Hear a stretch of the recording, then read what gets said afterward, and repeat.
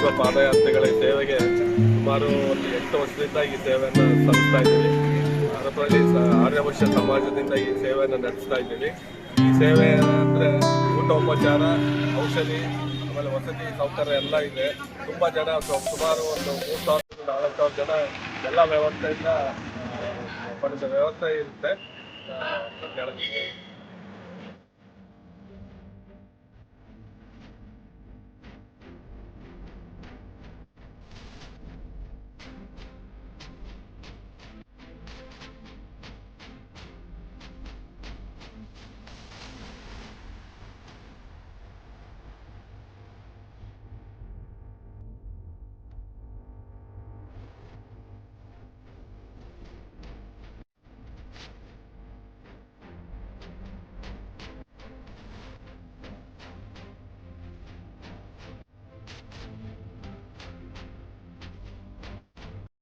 ವಿಶ್ವ ಪಾದಯಾತ್ರೆಗಳ ಸೇವೆಗೆ ಸುಮಾರು ಒಂದು 8 ವರ್ಷದಿಂದ ಈ ಸೇವೆಯನ್ನು ಸಲ್ಲಿಸ್ತಾ ಇದ್ದೀವಿ.